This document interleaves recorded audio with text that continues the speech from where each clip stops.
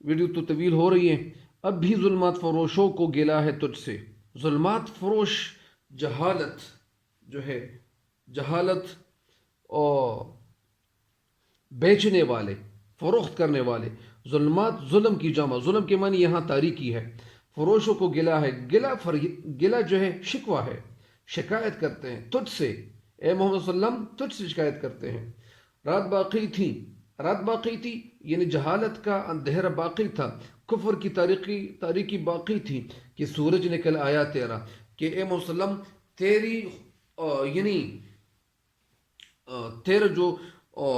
چاند تھا، تیرا جو سورج تھا وہ نکل آیا. مطلب یہ ہے کہ آپ صلی اللہ علیہ وسلم نے اس دنیا میں تشریف لائی، آپ صلی اللہ علیہ وسلم اس دنیا میں تشریف لے آئے. تو اس کا کیا مطلب ہے؟ اب بھی ظلمات فروشوں کو گلا ہے، یعنی ظلمات فروش جو ہے وہ جو کافر ہے، وہ ظلم کو جو پھیلانے والے ہیں، وہ ظلم کو پھیلا رہے تھے.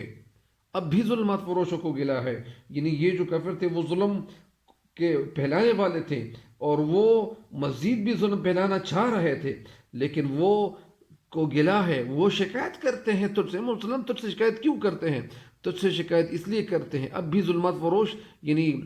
کافر لوگ جو ہے، وہ جہالت پھیلانے والے لوگ تجھ سے گلا کرتے ہیں. اے محمد صلی اللہ علیہ وسلم تجھ سے گلا کرتے ہیں، شکایت کرتے ہیں کہ کیوں آپ اس دنیا میں تشریف لے آئیں. یعنی اگر آپ تشریف نہ لے آتے تو یہ جو کفر کے اندھیرے تھے ہم مزید اس میں کوشش کرتے اور یہ پھیلاتے جاتے. رات باقی تھی، ابھی تاریکی چھائی تھی، تاریکی باقی تھی کہ سورج نکل آیا تیرا. کہ محمد صلی اللہ علیہ وسلم آپ تشریف لے آئیں، کیونکہ تاریکی جو تھی وہ باقی تھی، تاریکی ابھی تک چھائی ہوئی تھی. لیکن آپ صلی اللہ علیہ وسلم تشریف لے آئے اس دنیا میں. تو جب آپ صلی اللہ علیہ وسلم تشریف لے آئے، میں نے پہلے بھی آپ کو ڈیٹیل میں بتایا کہ آپ صلی اللہ علیہ وسلم کی تشریف آوری کی وجہ سے وہ جو سورج نکل آیا آپ صلی اللہ علیہ وسلم کا، آپ صلی اللہ علیہ وسلم اس دنیا میں تشریف لے آئے تو وہ تاریکی جو تھی وہ ختم اس لیے ہو گئی کہ جس طرح وہ رات جو ہوتی ہے، رات کا وقت جو ہوتا ہے، رات کا وقت جب ختم ہو جاتا ہے تو سورج طلوع ہوتا ہے، صبح کا وقت جو شروع ہو جاتا ہے تو سورج کی طلوع ہونے کے بعد وہ سورج جب اس طرح اوپر ہوتا چلا جاتا ہے اور اسی طرح وہ بلند ہوتا چلا جاتا ہے اللہ کے فضل و کرم سے، تو پھر وہ جو تاریکی ہوتی وہ ختم ہو جاتی ہے اور روشنی جو ہے وہ دنیا کے کونے کونے تک پہنچنا شروع ہو جاتی ہیں روشنیاں. تو پھر کیا ہو جاتا ہے؟ پھر تو اندھیرا ختم ہو جاتا ہے. اسی طرح آپ وسلم بھی جو تھے تشریف جب دنیا میں لے آئے تھے تو اس وقت وہ کفر کے اندھیرے ہر طرف چھائے ہوئے تھے، کفر کی تاریکیاں ہر طرف چھائی ہوئی تھی. لیکن اب وسلم کے اللہ تعالیٰ کے لیکن اب وسلم اللہ تعالیٰ کے فضل و کرم سے جب تشریف لے آئے دنیا میں تو اس وقت وہ تاریکیاں جو تھی وہ تو باقی تھی، لیکن وہ تاریکیاں ساری کی ساری اب وسلم کے یعنی تشریف آوری کے بعد وہ ساری تاریکیاں جو تھی وہ ختم ہو گئی. اور آپ وسلم جب تشریف لے آئے تو کفر کے اندھیرے جو تھے وہ مٹ گئے. وہ سارے جو لوگ کافر تھے وہ ایک دوسرے کے جانی دشمن تھے، وہ سارے کے سارے وہ مسلمان ہو گئے. اور بہت سارے جو مسلمان جب ہو گئے تو وہ کامل مومن بن گئے. انہوں نے ایک ایسی مثال قائم کی کہ وہ مثال یعنی رہتی دنیا تک کبھی وہ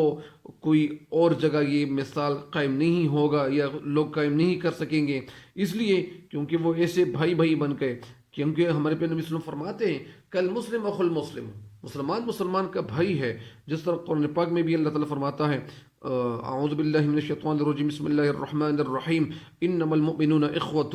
انما بے شک مومن، انما المؤمنون اخوۃ بھائی بھائی ہے. تو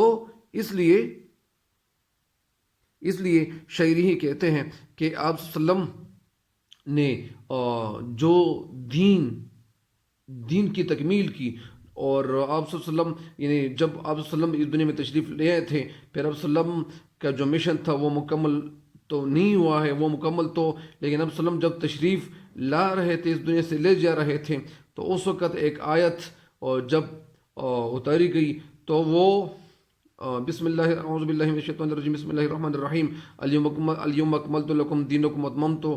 اس طرح یہ آیت ہے. اور پھر جب یہ آیا تو حضرت ابوبکر صدیق اللہ عنہ، یہ علماء سے میں نے سنا ہے، جب حضرت ابوبکر صدیق اللہ عنہ نے یہ آیت سنی تو پھر وہ خفا ہو گئے. تو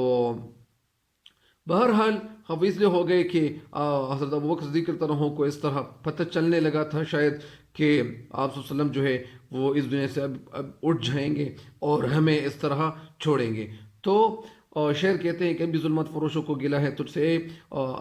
یہ جو دنیا کے ظلمات فروش ہیں، دنیا کی تاریکیں چھانے والے لوگ جو ہیں وہ تجھ سے گلا کر رہے ہیں، شکوے اس لیے کر رہے ہیں کہ ان کا بازار جو تھا وہ تو گرم تھا، ان کی دکانداری تو ختم ہو گئی،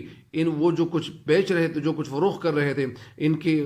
کے پاس تو وہ تاریخیں تو اور باقی تھی، یہ تو پہلا رہے تھے۔ لیکن جب آپ صلی اللہ علیہ وسلم رات باقی تھی، تاریخی باقی تھی کہ آپ صلی اللہ علیہ وسلم نے دنیا میں تشریف لایا اور تشریف لے آئے، اور جب تشریف لے آئے تو آپ صلی اللہ علیہ وسلم نے محنت کی، اور ایسی بھرپور محنت کی کہ آپ اللہ تعالیٰ فرماتے ہیں کہ میرے بندے اتنی یعنی سختی نہ کیا کرو، اتنے تکلیف نہ اٹھایا کرو، اپنے ایسا نہ ہو کہ ہلاک ہو جاؤ گے۔ تو اس لیے علماء سے میں نے یہ سنا ہے کہ آپ صلی اللہ علیہ وسلم بہت زیادہ بھرپور کوشش کرتے تھے، اور ہر جگہ، کیونکہ آپ صلی اللہ علیہ وسلم جو وہ چاہتے تھے کہ میری کوئی بھی امتی وہ جو ہے وہ جہنم میں نہ جائیں، تو اس لیے آپ صلی اللہ علیہ وسلم بھرپور کوشش کرتے تھے، محنت کرتے تھے، اور وہ محنتیں کرتے تھے۔ تو بہرحال میں امید کرتا ہوں کہ اس شعر کی تشریح بھی آپ سمجھ گئے ہوں گے۔ یہ آخری شعر ہے کہ ایک بار اور بھی یثرب سے فلسطین میں آ، یثرب مدینہ منورہ کا پرانا نام، راستہ دیکھتی ہے مسجد اقصیٰ تیرا، ایک بار اور بھی یعنی ایک دفعہ پھر یثرب سے، مدینے سے فلسطین میں آ، یعنی فلسطین میں تشریف لے آؤ اے محمد صلی اللہ علیہ وسلم،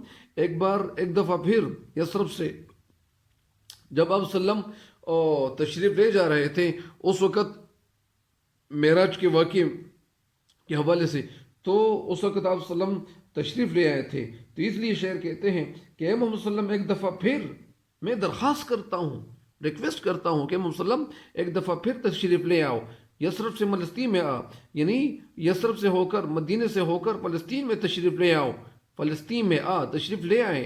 راستہ دکھتی ہے، اور یہ جو راستہ ہے تیری طرف دیکھ رہا ہے۔ کیونکہ جب آپ صلی اللہ علیہ وسلم موجود تھے دنیا میں تو مسلمانوں کو پھر یعنی فتح جو تھے وہ فتوحات کر رہے تھے، فتح پا رہے تھے، کبھی ایک جگہ فتح کرتے، کبھی دوسری جگہ فتح کرتے، تو اسی لیے پھر راستہ دکھتی ہے مسجد اقصیٰ تیرا، اور یہ جو مسجد اقصیٰ ہے یہ یہ تیرا جو راستہ ہے یہ دیکھ رہی ہے، اس لیے راستہ دیکھتی ہے تجھے، یعنی مسجد اقصیٰ تیرا۔ تو یہ شعر کہتے ہیں کہ فلسطین میں موجود مسجد اقصیٰ جو ہے آپ صلی اللہ علیہ وسلم کا راستہ دیکھ رہا ہے، اور آپ صلی اللہ علیہ وسلم کا راستہ کیوں دیکھ رہا ہے؟ اس راستہ اس لیے دیکھ رہا ہے، اس شعر میں معراج کے واقعے کی طرف اشارہ یعنی کیا گیا ہے، کیونکہ حضور صلی اللہ علیہ وسلم معراج کے لیے مسجد اقصیٰ سے تشریف لے گئے تھے۔ تو اس لیے اس کا ایک مطلب یہ بھی ہے کہ آج جو مسلمان ہیں تو یہ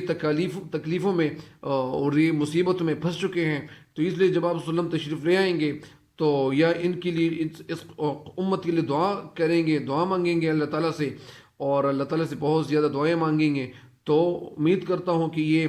دعائیں جو ہے شعر کہتے ہیں کہ قبول ہو، اور اللہ تعالیٰ تو کوئی دعا کو رد نہیں کرتے تھے، تو لہٰذا یعنی شعر کا مطلب یہ بھی ہے، یہ بھی ہو سکتا ہے کہ مسجد اقصیٰ جو تیرا، یعنی جس طرح آپ صلی اللہ علیہ وسلم تشریف لے آئے تھے، تو اسی وجہ سے یہ جو فلسطین میں یعنی فلسطین کی طرف یعنی ہوتے ہوئے یثرب سے فلسطین میں راستہ دکھتی ہے مسجد اقصیٰ تیرا، اور یہ جو راستہ ہے تیری طرف دیکھ رہا ہے مسجد اقصیٰ تیرا، اور یہ جو مسجد اقصیٰ ہے، کیونکہ مسجد اقصیٰ کی طرف جب آپ صلی اللہ علیہ وسلم یعنی تشریف یہ اوپر آسمانوں کی طرف لے جا رہے تھے، تو اس وقت ایسا ہوا تھا کہ آپ صلی اللہ علیہ وسلم یعنی یہاں پہ نماز بھی پڑھا چکے تھے، اور اس شعر میں شعر کہتے ہیں یعنی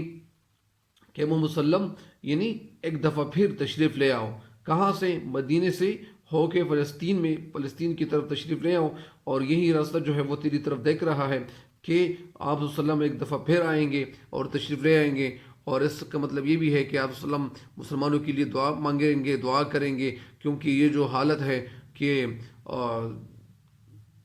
نہ گفتبے مطلب یعنی خراب حالت ہے، اور مسلمان جو ہے وہ قسمہ پرسی اور خراب حالت سے وہ دوچار ہے اور زندگی گزار رہے ہیں، اس لیے اے محمد صلی اللہ علیہ وسلم جب آپ تشریف لے آئیں گے تو دعائیں مانگیں گے، اور آپ صلی اللہ علیہ وسلم کی تشریف آوری کی وجہ سے یہ جو ہے وہ فضا جو ہے، یہ ماحول ہے، تو یہ ماحول پھر خوبصورت بنتا چلا جائے گا، اور یہ جو زندگی ہے تو یہ خوبصورت بنتی چلی جائے گی، کسی مسلمان پہ ظلم و زیادتی نہیں کی جائے گی۔ تو بہرحال یہی جو ہے وہ شاعر کہتے ہیں. مجھے امید ہے کہ آپ لوگ سمجھ گئے ہوں گے اور آپ استفادہ یعنی فائدہ اٹھاؤ گے. تو مجھے امید ہے اللہ تعالیٰ سے کہ انشاءاللہ آپ بھرپور استفادہ کرو گے. تو